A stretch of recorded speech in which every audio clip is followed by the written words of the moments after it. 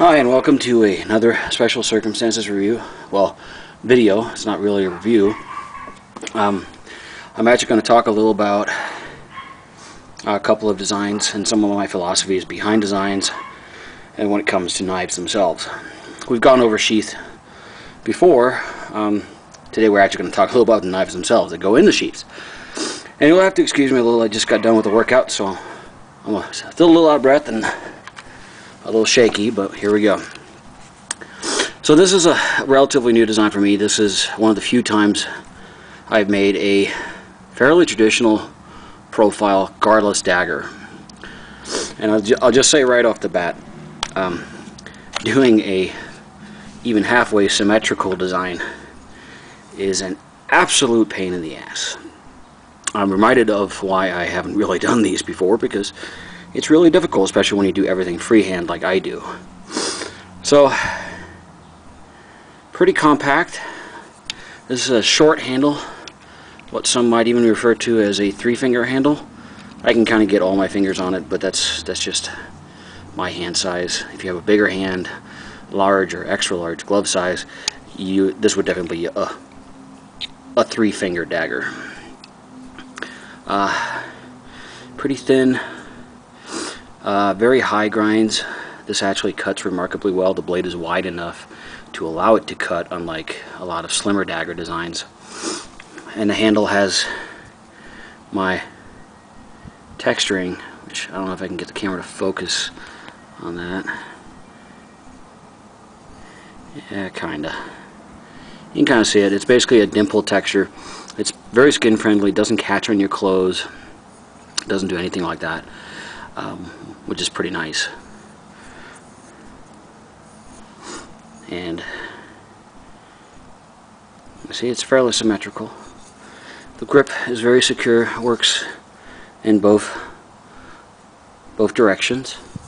Balance point, and I've said this before other places, this looks to be almost like an idiot savant skill of mine.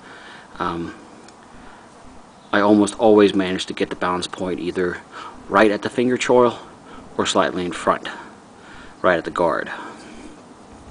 Doesn't seem to matter what proportions I use as far as the handle to the blade. They just always turn out that way, which I'm pretty happy with. It's kind of to me, that's an ideal balance point for almost any knife.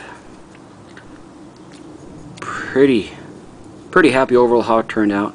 This is the fairly typical non-woven carbon fiber laminated to 6AL4V titanium with a carbidized edge. This will take the hairs off my arm. It's not going to shave.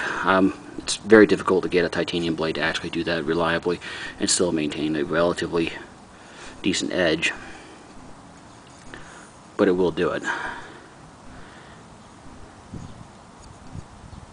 G11 handle. You know, very lightweight. I don't know what the weight is, but it's smaller than a lot of folders. Blade on this one is 4.5, 4.25, with right over a 3-inch long handle. Very compact. And then the sheath for it is my typical approach. Foamed rubber on the back. Don't tell anybody. This is actually a foam rubber mouse pad. I managed to score a whole bunch of Animatrix themed mouse pads years ago, and I've been using them ever since, and they work amazingly well for this. So, a little bit of behind the scenes there. I haven't found something that actually works better than this, but you know, so hopefully I won't run out just yet. This sheath is actually set up to use both my shock cord attachment system, which lets you put it horizontal on the belt. You can also rearrange the cord so you can put it vertical. You can attach it to MOLLE. You can also use this in a static cord setup. It's not set up to deal with work with a tech lock because, well, I don't like tech locks. I think they're huge, bulky, uncomfortable, and just not necessary. This works extremely well. It conceals under a t-shirt on the belt, outside the belt, mind you. Inside the belt, I mean, this would disappear entirely. Very lightweight. And of course, since it's titanium and carbon fiber, it's never going to rust. You don't have to worry about your sweat getting into it. So now you'll see a lot of people holding knives like this. When it comes to fighting with knives, I don't really think that's a good idea because it kind of weakens your grip a little. I'm a big proponent of the so-called gorilla grip, which some people have asked about what I mean by that, but basically this is it. This is a full fingered grip. Your fist is completely closed around the grip, and you can get as much leverage as possible on the knife itself. And this works in both directions.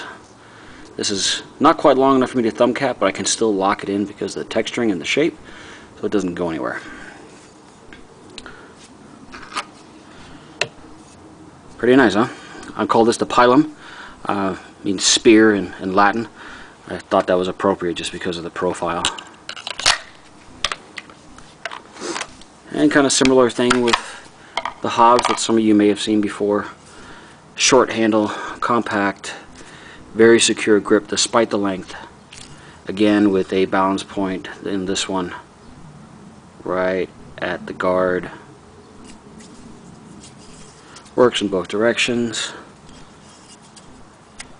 Short and sweet. Always seen the sheath before if you've seen my other videos. Kind of same deal. Works with a variation on the shock cord thing and a static cord setup, which is how it's used right now. So I don't really do much tapering on these. I find that it works well with just the texturing on itself and a little bit of contouring around the finger choil and so on. But it's very secure. Full fingered grip. And yeah, you can use it like this, but it's really not that good a grip. So, whatever floats your boat, but I wouldn't do it. This one is a little bit more obtuse as far as the edge bevels goes, also a thicker blade. So it's not going to be quite as good a cutter as the Pilum, but it still will cut quite nicely. Cuts receipt paper with ease, which is sometimes kind of tricky to do. And has as you can see, a very broad profile and will make a very large wound channel. Permanent wound channel, mind you, just because of the width of the blade. And the recurves also let you do some pretty nice damage on the withdrawal as well, so for a self-defense piece, this is also quite nice. Does not conceal anywhere near as well as the Pilum because, well, it is quite a lot bigger, as you can see. So, different folks, different strokes. I'm carrying this one right now just to test out the design. Been pretty happy with it so far. Haven't had too many people comment on it, even though it's prominent on the belt. A black handle would meld better with the background if you wear a black belt or black pants. But I like the green, so that's why I made it with. I can of course make it with pretty much any color that a potential customer might like. Well, that's it for today, folks. Have a nice day. Hope you like what you see. For those of you that requested a bit of a better view of it, well, here it is. I just want to say on a closing note, I love the way this sheath turned out. It's just a beautiful retention on this, if I have to say so myself. Have a nice day, folks.